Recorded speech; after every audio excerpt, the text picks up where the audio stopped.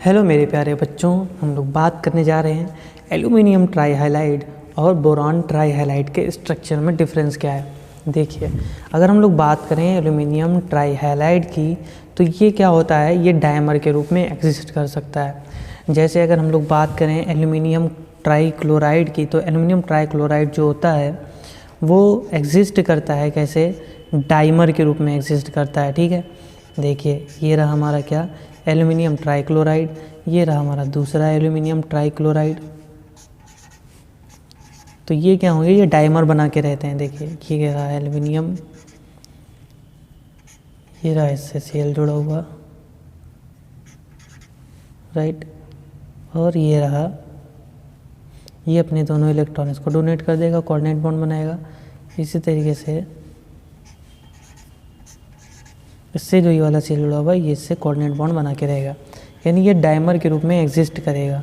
चाहे non polar solvent हो, कहाँ कहाँ एग्जिस्ट करेगा, नॉन पोलर सॉल्वेंट में, नॉन पोलर सॉल्वेंट में, और वेपर स्टेट में,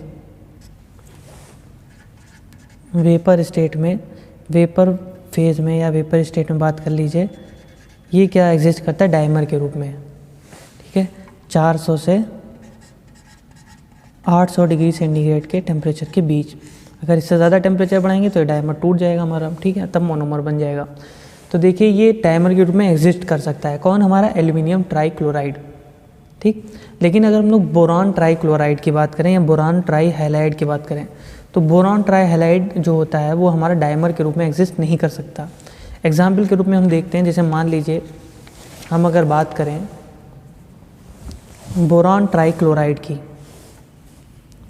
BCl3 की, तो ये मोनोमर के रूप में एग्जिस्ट करेगा। अगर हम लोग बात करें, चाहे यहाँ पे हम लोग आयोडाइड ले लें या ब्रोमाइड ले लें, तो ये सब क्या होंगे, ये एग्जिस्ट करेंगे किसके रूप में, हमारे ये सब एग्जिस्ट करेंगे मोनोमर के रूप में। चाहे x की जगह पे क्या है, Cl minus Br minus I minus. तो ये मोनोमर के रूप में एग्जिस्ट क्यों करता है, डायमर के रूप में क्यों नहीं कर सकता, वो इसका ये कारण है कि देखिए यहाँ पर क्या है, Cl है और Br है और I है। अगर हम पीरियोडिक टेबल देखें या एटॉमिक नंबर भी आप देख लीजिए, बोरान का कितना होता है, 5 होता है, तो 1s2 2s2 2p1 होगा। क्लोरीन का कितना होता है, 17, 1s2 2s2 2p6 3s2 3p5। ये तीसरे पीरियड में हमें दिखाई देगा, ये दूसरे पीरियड में हमें दिखाई देता है बोरान। ये हमारा बोरान क्या है, छोटा साइज़ में, जबकि ये सब क्या है, बड़े हैं। क्लोराइड बड़ा है बोरान से, ब्रोमाइड तो और बड़ा होगा, आयोडाइड और बड़ा होगा, तो इनके साइज़ क्या है, लार्जर है। अब बोरान क्या कर सकता है, ये 4 बड़े बड़े क्लोराइड को क्या कर सकता है, ये 4 बड़े बड़े क्लोराइड को ऑक्यूपाई नहीं कर सकते, क्योंकि इतना लार्जर साइज़ है।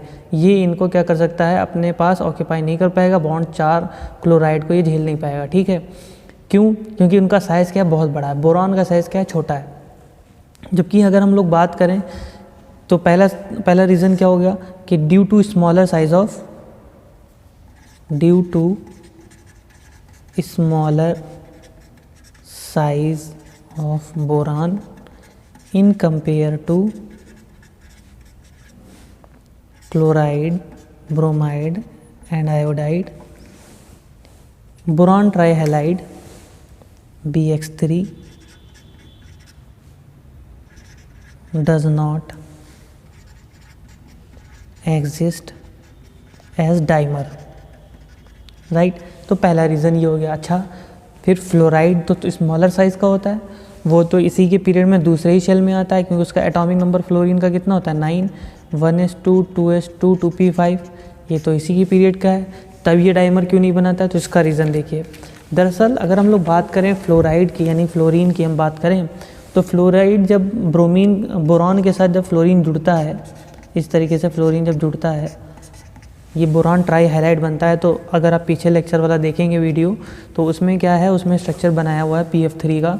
यहाँ पर देखिएगा फ्लोरीन के पास क्या होते हैं, यहाँ पास होते हैं इसके पास फील्ड ऑर्बिटल, और बोरान के पास होते हैं वैकेंट ऑर्बिटल, एक p। तो ये अपने दोनों इलेक्ट्रॉन इसको दे देता है, और कौन सा बॉन्ड बना लेता है, p बॉन्ड बना लेता है। इसी को हम लोग कहते हैं बैक बॉन्डिंग। तो ये बैक पाई बॉन्डिंग कर लेता है।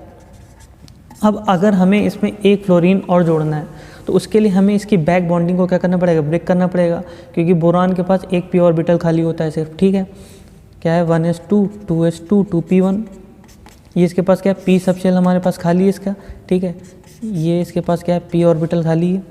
ये इसके पास क्या है, s ऑर्बिटल है, इसमें ये एक रहता है और एक और इलेक्ट्रॉन यहाँ निकल आता है, तो इसमें ये sp2 हाइब्रिडाइजेशन हो जाता है। एक ही p ऑर्बिटल इसके पास क्या रहता है, खाली रहता है। तो अगर एक और फ्लोरीन जोड़ना है तो इसमें जुड़ सकता है वो, लेकिन उसके लिए हमको ये बॉन्ड क्या करना पड़ेगा, ब्रेक करना पड़ेगा। तो जब ये चौथा फ्लोरीन जुड़ेगा उसमें जितनी एनर्जी निकलेगी वो एनर्जी क्या होती है, इतनी नहीं होती है जितनी इस बॉन्ड को ब्रेक करने के लिए हमको एनर्जी चाहिए। दूसरे शब्दों में समझिए कि बैक बॉन्डिंग की वजह से ज़्यादा स्टेबल हो गया, ठीक है।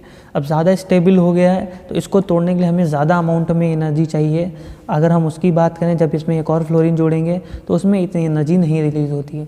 इसीलिए क्या होता है, इस बैक बॉन्डिंग की वजह से फ्लोरीन स्मॉलर साइज़ का तो है, लेकिन ये फिर भी क्या कर सकता है, फिर भी डायमर के रूप में एग्जिस्ट नहीं करता है। सेकेंड रीज़न क्या हो जाएगा कि large amount of energy required for the cleavage of typical p pi bond, यानी p pi बॉन्ड जो बना हुआ है उसको ब्रेक करने के लिए ज़्यादा अमाउंट ऑफ एनर्जी की ज़रूरत है। To enable dimerization of BF3 which is not released during the formation of bridge structure. तो BF3 के जो डायमराइजेशन में जो एनर्जी रिलीज़ हो रही है वो उतनी नहीं होती है जितनी कि p pi बॉन्ड को ब्रेक करने के लिए हमें एनर्जी की रिक्वायरमेंट होती है, जो कि लार्ज अमाउंट में एनर्जी की ज़रूरत होती है हमें। इसीलिए क्या होता है कि जो हमारा BF3 होता है वो डायमर के रूप में एग्जिस्ट नहीं करता है, मोनोमर के रूप में एग्जिस्ट करता है। तो यही वो दो रीज़न थे जिसकी वजह से बोरान के ट्राई हैलाइड जो हैं वो मोनोमर के रूप में एग्जिस्ट करते हैं, जबकि एल्यूमिनियम के ट्राई हैलाइड डायमर के रूप में भी एग्जिस्ट करते हैं। ठीक है, होपफुली आपको ये समझ में आया हो। समझ में आया तो वीडियो को लाइक कर दीजिए और चैनल को सब्सक्राइब कर दीजिए। Thank you.